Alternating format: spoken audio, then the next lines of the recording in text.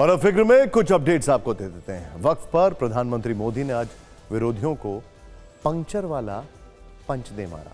मायावती ने भतीजे आकाश को 41 दिन के अंदर माफ कर दिया, लेकिन ऐसा उन्होंने क्यों किया, इसकी इनसाइड रिपोर्ट। एक अपडेट तमिलनाडु गवर्नर के जय श्रीराम वाले विवाद पर रहेगा।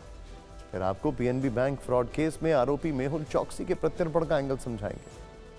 फिक्र के अपडेट सेक्शन की शुरुआत प्रधानमंत्री मोदी से करते हैं, जिन्होंने आज संशोधित वक्फ कानून का विरोध करने वालों को चुन चुनकर जवाब दिया।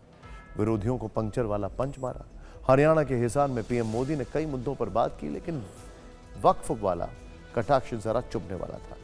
इससे पहले उनके भाषण के कुछ कीवर्ड्स देख लेते हैं, जिसमें भूकंप जैसी तीव्रता दिखी। पीएम ने मुस्लिम तुष्टीकरण पर कांग्रेस से कई सवाल पूछे। संशोधित वक्फ कानून के विरोध को लेकर भी कांग्रेस पर प्रहार किए। धर्म के आधार पर आरक्षण और संविधान को लेकर विपक्ष को घेर। सबसे ज्यादा चर्चा उनके पंक्चर वाले बयान की है। प्रधानमंत्री मोदी ने कहा कि वक्फ संपत्तियों का अगर पहले ठीक से इस्तेमाल होता तो मुस्लिम युवाओं को आज पंक्चर बनाने की नौबत नहीं आती। उन्होंने कांग्रेस पर वक्फ की आड़ में तुष्टीकरण की राजनीति करने का आरोप लगाया। पीएम ने कहा कि इस तुष्टीकरण से कांग्रेस ने मुसलमानों का नुकसान किया है। कांग्रेस ने वोट बैंक को खुश करने के लिए वक्फ कानून में बदलाव किए थे। पीएम मोदी ने कांग्रेस को चैलेंज दिया कि अगर मुस्लिमों की इतनी फिक्र थी तो आज तक कोई पार्टी अध्यक्ष मुस्लिम क्यों नहीं बनाया। अगर मुस्लिमों की फिक्र है तो कांग्रेस उन्हें 50% टिकट क्यों नहीं देती है। पीएम ने यह भी कहा कि कांग्रेस ने वक्फ को संविधान से ही ऊपर कर दिया था।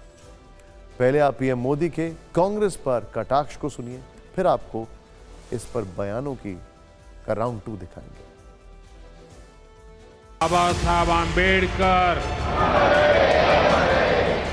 वक्फ के नाम पर लाखों हेक्टर जमीन पूरे देश में है।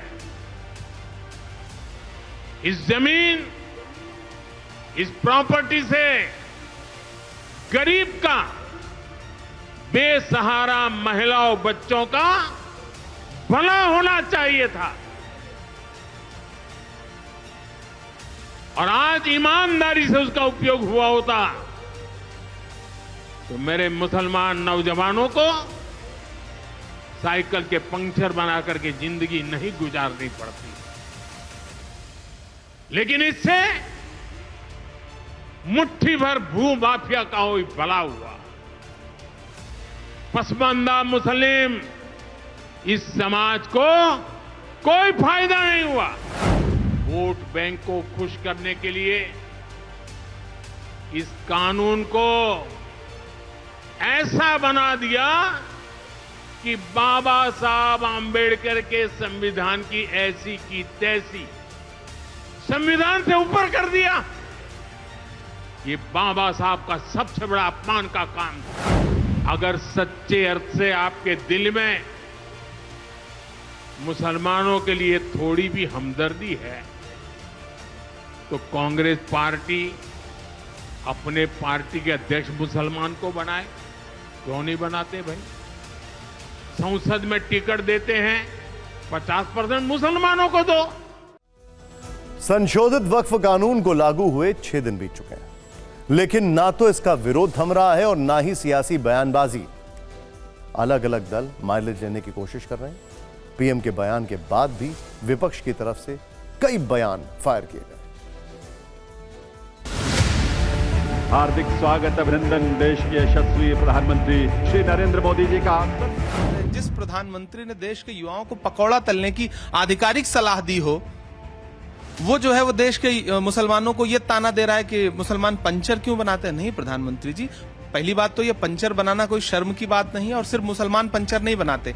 आपने तो देश के युवाओं की वो स्थिति कर दी है कि ना वो पंचर बनाने लायक बच्चे हैं, ना पकौड़ा तलने लायक बच्चे हैं। मंच से इस देश का प्रधानमंत्री एक समुदाय के लिए पंचर जैसे शब्द का इस्तेमाल कर रहा है। ये दोरूपल्ली के ट्रोल करते हैं या देश का चुना हुआ प्रधानमंत्री करता है। तो जो लोग संविधान और सामाजिक न्याय के सबसे बड़े पुरोधा बनने का ड्रामा करते हैं, आज वो सामाजिक न्याय और संविधान के खिलाफ खड़े हैं। आज वो पसमानदा गरीब लोगों के खिलाफ खड़े हैं। आज वो वक्फ माफिया और लैंड ग्रैबर माफिया के साथ खड़े हैं। ये दिखाता है कि इनके लिए संविधान नहीं, शरिया जरूरी है। पिछले 10 साल से आपकी सरकार प्रदेशों में आपकी सरकार है, आपने कितने वक्त के भूमाफियाओं को जेल भेजा, कितनों के खिलाफ आपने कार्रवाई की, और कौन वो भूमाफिया आपने चिन्हित करने का काम किया। आपने तो भूमाफियाओं को खुली छूट दे दी इस कानून के अंदर। देश का अल्पसंख्यक इसका वेलकम कर रहा है, देश के पसमानदा समाज जो गरीब मुसलमान है वो कर रहे हैं, महिलाएं करी, वक्फ बोर्ड के लोग कर रहे हैं। आर्टिकल 14, आर्टिकल 25, आर्टिकल 26, आर्टिकल 29 सबसे खिलवाड़ है। हमारे मोदी जी की हुकूमत ने इसका कोई परवाह नहीं किया। क्योंकि हमारे प्रधानमंत्री को जो इतने बड़े पद पर बैठे हुए हैं, हमारे गृह मंत्री को जो इतने बड़े पद पर बैठे हैं, इतना साफ झूठ बोल के लोगों को गुमराह नहीं करना।